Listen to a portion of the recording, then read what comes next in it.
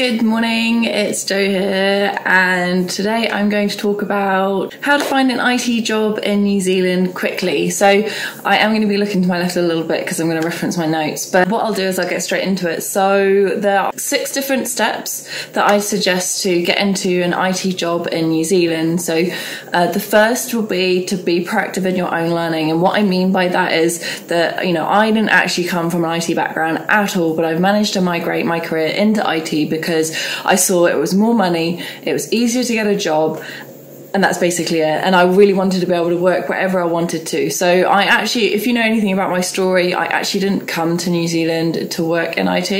I actually used to repair kites and windsurf sails. So I used to work in a sail loft and repairing those kind of things. And I actually initially learned it in the UK and then came over to New Zealand and progressed my way into IT. So being proactive with your own learning. So I, at the time, lost my job because I had a kite surfing accident. So I had to find a job that I could sit down in. So at the time, the New Zealand government, whatever you want to call it, was offering free IT classes. So I took them in Excel and Publisher, and they didn't take me long at all. And I basically went along and got these certificates to basically show that I could be proficient in Excel and Publisher. I started in administration, and I just kind of was really proactive, seeing where things could be improved and improving them. So working with other people, suggesting different things, be it process improvement or changing things in the software to make things a little bit easier. So that's what I mean by being proactive in your own learning. It's not about just going to work,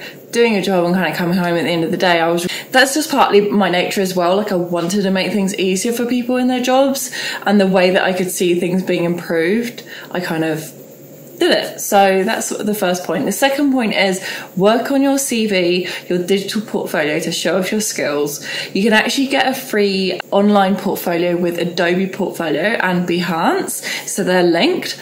What it means is that you can have your own easy website. It's so easy to edit, and you can present all your achievements that you've done online. This is something that is really, really, really important. And I mean, I did go to some one-on-one training with somebody to really improve my CV, understand the terminology that was used in IT. I talked to a lot of people in IT as well, understanding exactly how everything could work before I even got the job in IT. So when I could go to an interview, I actually understood what they were talking about.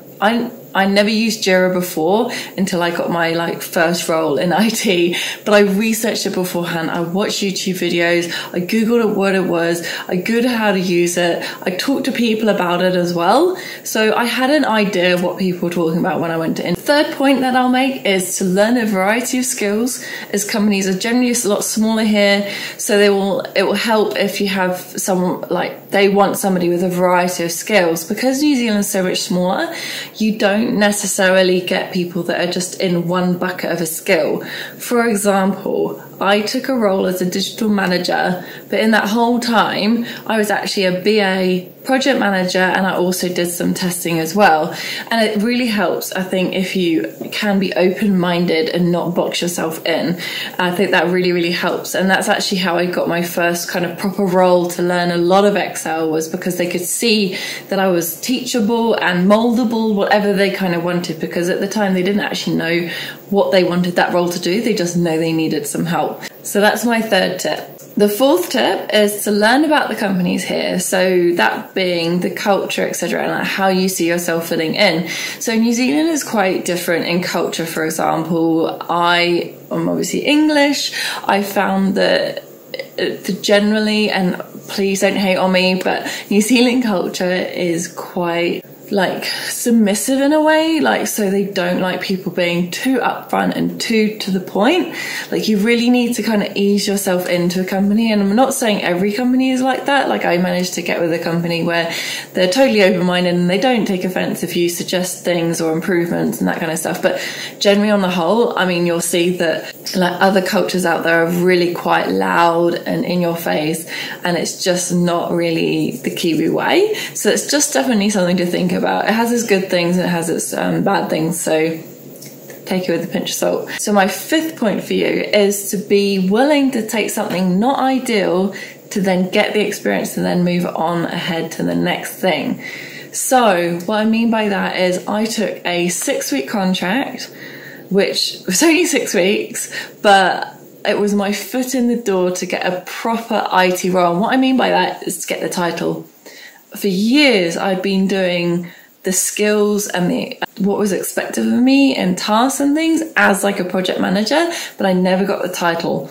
And what I did was I took kind of like a leap of faith, took a 6-week contract to get that title, which then led me on to the next one. So something to really think about here is that the references that are done in New Zealand, again, there's pros and cons to this. The references are done by your manager. So you need to get along well with your manager because they're the ones that are going to basically help you get your next job.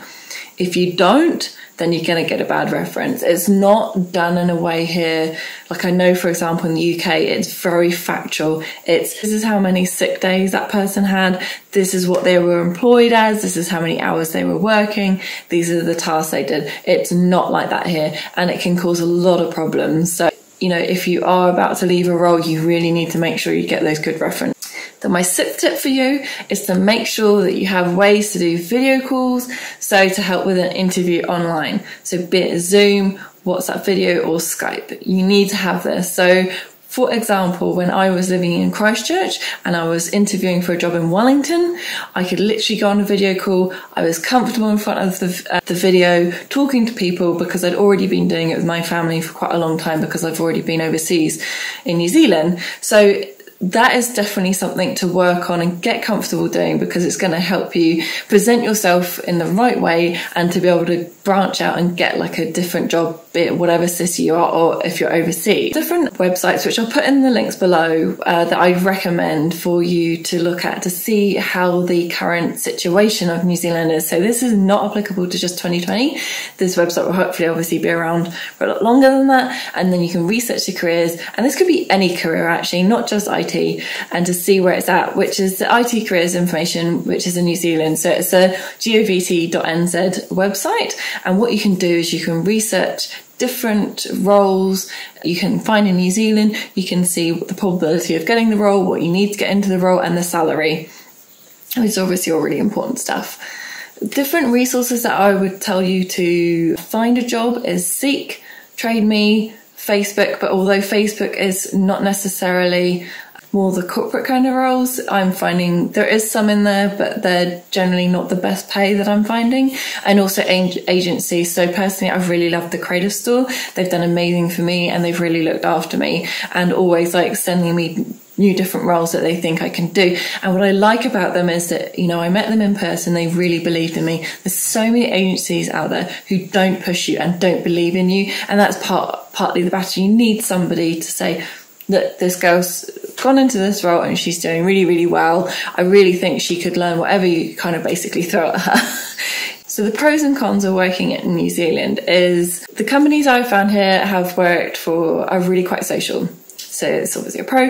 They always have like Friday drinks and things like that. So that's something I've really, really enjoyed, is kind of building that social like rapport with people. And obviously being a project manager, it's really useful. The second one is there's a lot of sports in New Zealand, but also the traffic can be really, really bad. What I mean by that is in Christchurch, for example, it's a lot quieter, so you can actually travel around a lot easier. Here in Auckland, like I made a decision that I'd live on a main bus route. Another thing to think about is the average working week here is 40 hours a week, compared to say like the UK, which is 37 and a half. There is like, I have worked for one company which was 37 and a half, but it's quite rare to find that here. The general working week is 40 hours a week. So albeit you might think that you're earning more money, you're actually working longer hours, which does make quite a difference. So it's something just to be aware of before you do come over here. Also, tax is up to about 33%. I'll put the information down below depending on which band of earning bracket you're in, depends which kind of tax you are, but basically as a guide, between 48,000 and 70,000 New Zealand dollars you get taxed 30%. As soon as you go over $70,000 you're taxed 33%. So just to put that into context, so housing is quite expensive here. Again, this is from Auckland kind of point of view, but it's on average about 6 to 7 times your salary if you were on 100k a year.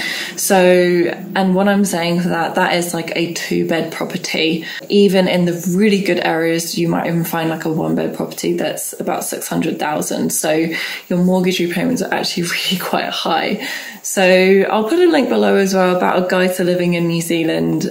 I hope you enjoyed this video. Please don't forget to subscribe and like my channel. Feel free to watch one of my other videos that will be on the screen here.